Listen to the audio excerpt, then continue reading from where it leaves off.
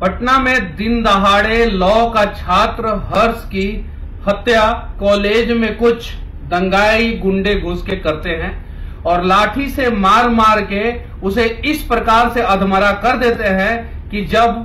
हर्ष hospital यानी PMCH में जाता है तो डॉक्टर उसे मृत घोषित कर देते हैं। कमाल की बात यह है कि वो हत्यारा जो है हर्ष के ऊपर वार करते हैं, कॉलेज के अंदर वार करते हैं और 10-15 की संख्या में रहते हैं और वो लोग सकुशल वहां से वापस चले जाते हैं, कोई रोकता नहीं है। और बाद में सड़कों पे प्रदर्शन करने के लिए अनेकों लोग आते हैं। हमें ऐसे अपराधियों को जो है उसी समय रोक लेना चाहिए जो हमारे समाज में इस प्रकार का कुकर्म करते हैं और जिनके वजह से कोई युवक की मौत होती है या किसी भी निर्दोष व्यक्ति की मौत होती है। अगर वहां पे उस अपराधी को रोक लिया गया होता जो 10 से 15 की संख्या में थे तो शायद हर्ष की हत्या भी नहीं होती और सड़कों पे उतर के हमें प्रदर्शन करने का नौबत भी नहीं आता, क्योंकि 10 से 15 की संख्या में हत्यारे थे और वहां पे 50 से 100 कम से कम लोग वहां पे होंगे। चलिए, इस पे हम लोग बातचीत नहीं करना चाहते हैं, करना ये चाहते हैं कि हर्ष के परिवार को इंसाफ मिले और ये केस को स्पीड ट्रायल में डाला जाए, अपराधियों के घरों पे बुलडोजर चलाया जाए, डायरेक्ट बुलडोजर चलाया जाए जैसे उत्तर प्रदेश में बुलडोजर चलता है और हर्ष के माता पिता को इंसाफ दिलाया जाए। चंदन यादव नाम के एक अपराधी को जो है पंजाब केसरी के खबर के अनुसार गिरफ्तार किया गया, जो लाइनर की भूमिका निभा रहा था और उसकी गिरफ्तारी से यह साबित होगा या खुलासा होगा कि आगे कौन कौन से लोग इस हत्या में संलिप्त थे और आखिर कारण क्या था, चंदन लाइनर की भूमिका क्यों निभा रहा था और चंदन किससे टच में था, चंदन यादव की बातचीत किससे हो रही थी और चंदन यादव ने हर्ष के हत्या में जो है कौन सा रोल निभाया है। ये सारी चीजें जो है धीरे धीरे सामने आएगी। देखिए, जब हत्या होता है ना तो जो हत्यारे होते हैं वो किसी की जात नहीं देखते हैं और हत्यारों का भी कोई जात नहीं होता है। तो जातिवाद से हमें ऊपर उठ के सोचना होगा और जिनकी हत्या हुई है उनके परिवार वालों को इंसाफ दिलाना होगा और साथ ही साथ जो हत्यारे हैं वो सारे के सारे लोग जो है सलाखों के पीछे जाने चाहिए, सारे के सारे लोग। और प्रशासन से भी मैं विनती करूंगा कि स्पीड ट्रायल में केस डाला जाए और जल्द से जल्द जो है सारे अपराधियों को गिरफ्तार किया जाए, क्योंकि आखिरी चरण में पटना साहिब और पाटलिपुत्रा ये 2 लोकसभा क्षेत्र में चुनाव है और आपको पता है कि पाटलिपुत्रा लोकसभा क्षेत्र में मीसा भारती लालू जी की बेटी खड़ी है। बहुत सारे लोग जो है जंगल राज को वापस लाना चाहते हैं और जिस प्रकार से जंगल राज के दौरान हत्या करके, बलात्कार करके, किडनैपिंग करके और बूथ कैप्चरिंग करके ये लोग चुनाव जीतते थे, वो चीजें करना चाहते हैं। हालांकि इस घटना को राजनीति से नहीं जोड़ना चाहिए, लेकिन हर्ष जो है एक पार्टी का प्रचार भी बहुत सारे दिनों तक किया था, ये बात सत्य है और शायद उसी समय कुछ आपराधिक मानसिकता के लोग, जंगल राज के लोग जो है उसे टारगेट कर लिए होंगे। लेकिन पुलिस को हर एक एंगल से इस घटना को देखने की जरूरत है। 8 सीट पे बिहार में चुनाव है, 1 तारीख को चुनाव है, जिसमें बहुत महत्वपूर्ण सीट पे चुनाव है।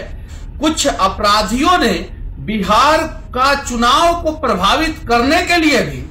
क्या पता हर्ष जैसे राष्ट्रवादी युवक की हत्या की हो। तो सारे एंगल से पुलिस जांच करे, हर्ष के परिवार में एक सरकारी नौकरी दी जाए और हर्ष के परिवार वालों को आर्थिक सहायता दिया जाए। हालांकि आर्थिक सहायता देने से हर्ष वापस नहीं आ जाएगा, मुझे पता है, लेकिन दिया जाना चाहिए। कम से कम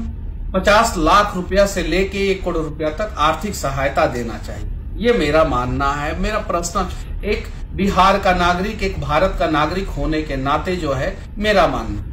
मेरा मानना है कि हर्ष के परिवार के किसी एक सदस्य को जो है सरकारी नौकरी दी जानी चाहिए। मेरा मानना है कि अपराधी को जल्द से जल्द सलाखों के पीछे होना चाहिए और स्पीड ट्रायल में केस डालना चाहिए और अपराधी को सजा मिलना चाहिए। मेरा मानना है कि इस प्रकार का आपराधिक घटना बिहार में कहीं और ना हो, इसके लिए जो है सरकार को प्रयास करना चाहिए और हर जगह सीसीटीवी कैमरा लगाया जाना चाहिए। वर्तमान समय में मैं चंडीगढ़ में हूं और कहा जाता है चंडीगढ़ का पुलिस प्रशासन इस देश में सबसे चुस्त दुरुस्त पुलिस प्रशासन, और यहाँ पे आपराधिक घटनाएं जो है वो ना के बराबर होती है। 2200 सुपर हाईटेक सीसीटीवी कैमरा लगा यहाँ पे भारतीय जनता पार्टी के सरकार के दौरान। यहाँ पे नए नए पुलिस बूथ बने। वैसे ही बिहार में भी हर एक चौक चौराहा पे कम से कम पुलिस वाले खड़े हों। डायल 112 में और सारी गाड़ियां आए और पुलिस में और सारी बहालियां आए। कम से कम 75,000 से 1 लाख नया बहाली पुलिस डिपार्टमेंट में आना चाहिए। जब सड़कों पे हर एक जगह, गांव में हर एक जगह, हर एक चौक चौराहा पे पुलिस के जवान मुस्तैदी के साथ खड़े रहेंगे तो मैं दावे के साथ कहता हूं इस प्रकार के घटना को अंजाम देने वाले अपराधियों का मनोबल डाउन होगा और फिर किसी मां का कोख जो है वो सूना नहीं होगा। फिर कोई निर्दोष हर्ष को किसी कॉलेज में घुसकर लाठी डंडा से 10-15 गुंडे मारकर उसे भगवान के पास नहीं भेजेंगे। मेरा यह मानना है, एक नेता के रूप में नहीं, एक बिहार का नागरिक के रूप में, कि बिहार में अपराध की घटनाओं पे लगाम लगाया जाए और हर्ष जैसे लोगों को इंसाफ दिलाया जाए और जितने भी अपराधी हैं जिनका मनोबल जंगल राज के दौरान बढ़ गया था उनका मनोबल पूरी तरीके से तोड़ दिया जाए और उन अपराधियों के घरों पे बुलडोजर को छोड़ दिया जाए। और बुलडोजर जब उनके घरों को ध्वस्त करेगा तो मैं दावे के साथ कहता हूं कि कोई भी अपराधी अपराध करने से पहले बिहार में डर जाएगा।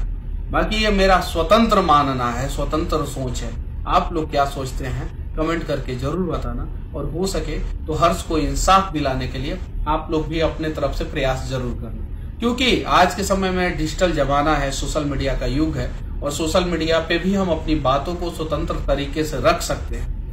संवैधानिक तरीके से रख सकते हैं, अमर्यादित ना होके मर्यादित तरीके से मर्यादा में रह के रख सकते हैं। बस मैं तो जानता हूं कि मैं हर्ष को वापस नहीं ला सकता,